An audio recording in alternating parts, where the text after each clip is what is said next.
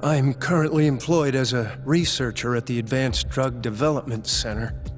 Part of our research consists of clinical tests we perform on patients in the general ward of the center. On the day of the crime, I was making my usual rounds through the ward.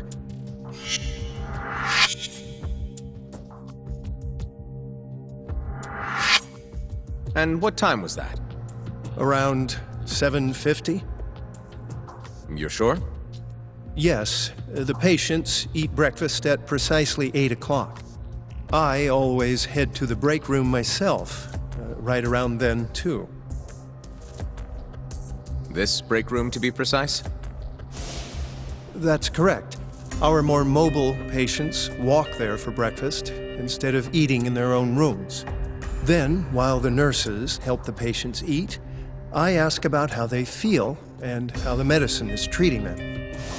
And on the day of Waku-san's disappearance, you passed by his room before going to the break room? Yes. And in that room, you saw Waku-san lying on the bed? Yes. Can you describe the situation to us as you remember it? The door has a window, so you can see into the room from the hallway. And this is the room you're referring to, yes? That's correct. From where I was standing in the hallway, I could see Waku-san lying in bed. He was asleep, with a blanket covering most of his body. And what time was that? Around 7:50. No further questions.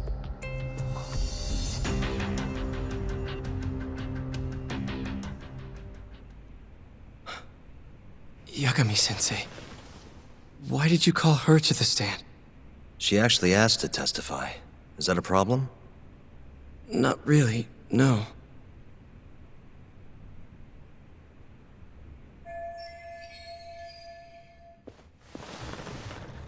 Terasawa-san, you were present for Shono-san's testimony just now, yes?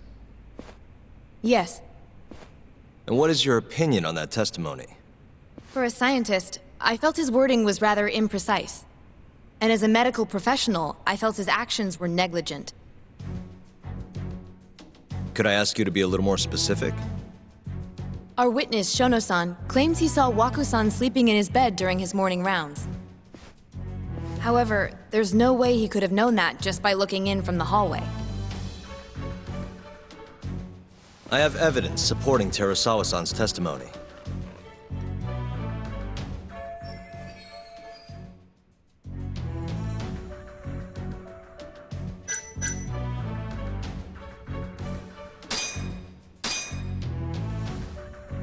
Please look at this.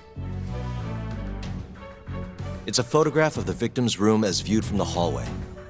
In other words, this is what Shono-san would have seen when he checked in on Waku-san. Waku-san was already dead when Shono-san went to check on him. What are you implying? At the time, the defendant hadn't yet collected the linens. In fact, he hadn't even arrived at the ADDC. Meaning, Okubo-san could not have been the murderer. Assuming that's true, then, why did he go through the trouble of hiding Waku-san's body in his laundry cart? Huh? Well, depending on how you look at it. Please. You know this is a court of law, don't you?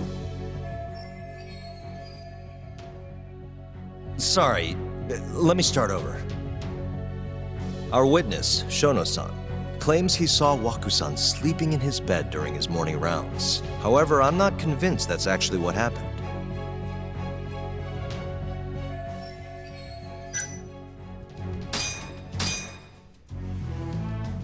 Please look at this. It's a photograph of the victim's room as viewed from the hallway. In other words, this is what Shono-san would have seen when he checked in on Waku-san.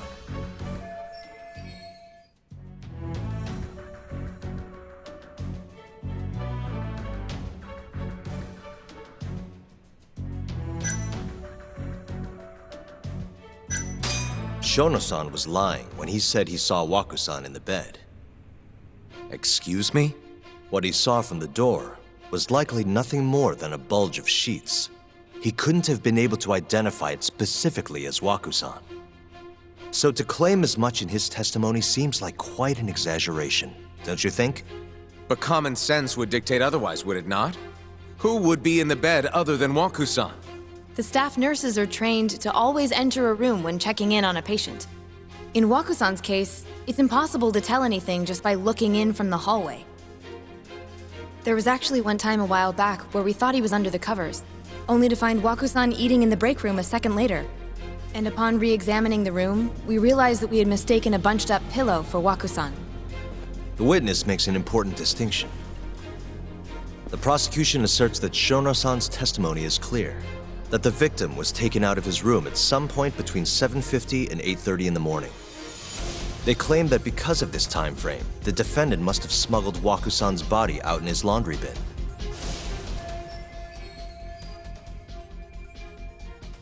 But if Shono-san's testimony is invalid, as the defense asserts, we have to consider the possibility that Waku-san was taken in the middle of the night when nobody else was around. After which, the killer could have waited until the morning to plant the body in the defendant's truck. In other words, the defense establishes that there is reasonable doubt that Okubo-san is the killer, rendering the prosecution's central argument unsound. Your Honor, taking this new testimony into account, I'd like to call Shono-san back to the stand for cross-examination.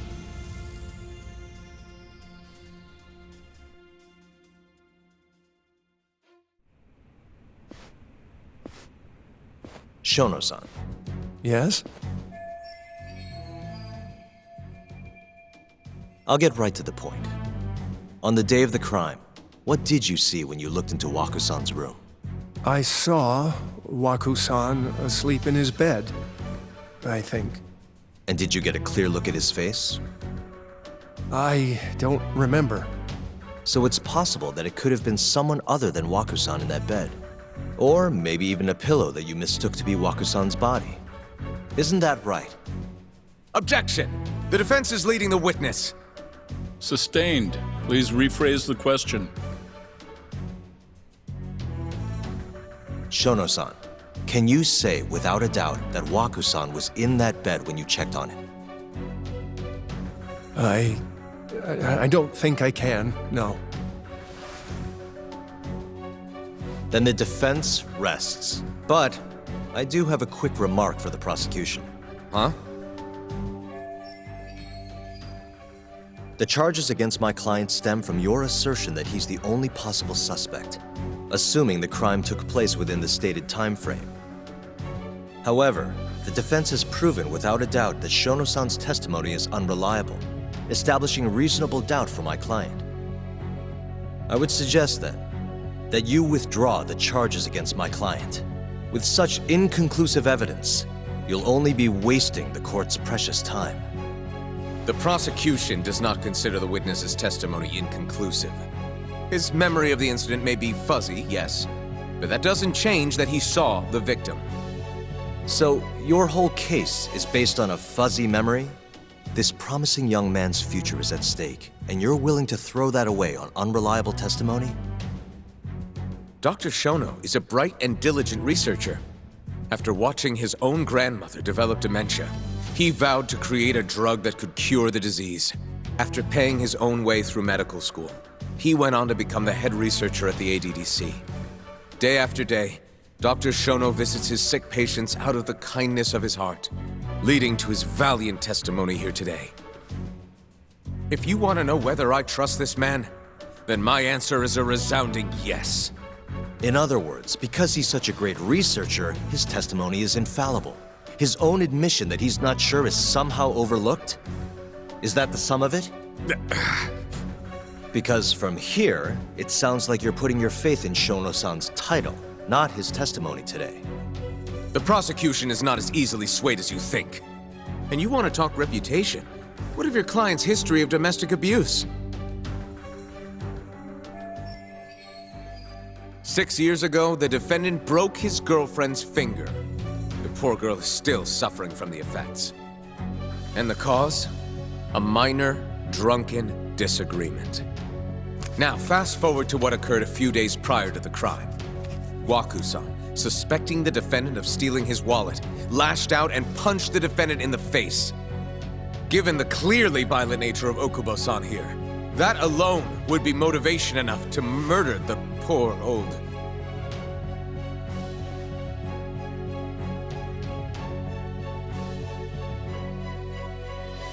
Is something wrong, ma'am? Please remain seated while court is in session.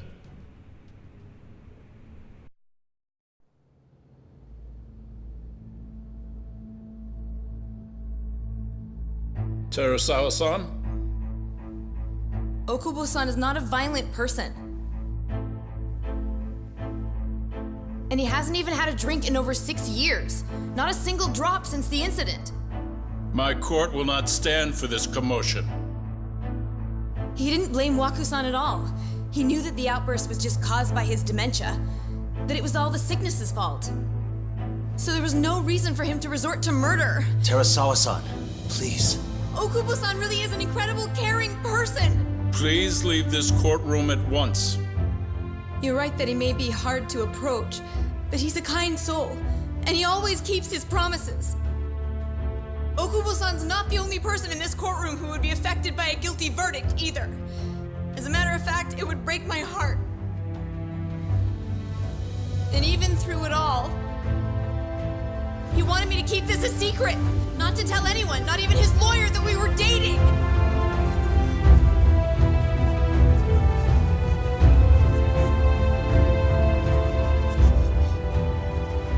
Even though he knew he could have ended up in prison, making sure I was safe was the only thing in the world he cared about.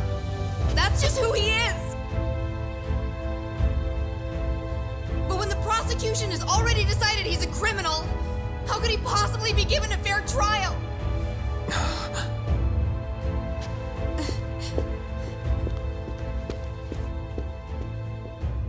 Her little outburst wasn't technically admissible, but as the trial dragged on, it hung over the jury like a stone. And in the end, Shinpei Okubo was found not guilty. But only a month after his release, everything changed. The same girl who had so bravely proclaimed Okubo's innocence died by the man's own hand.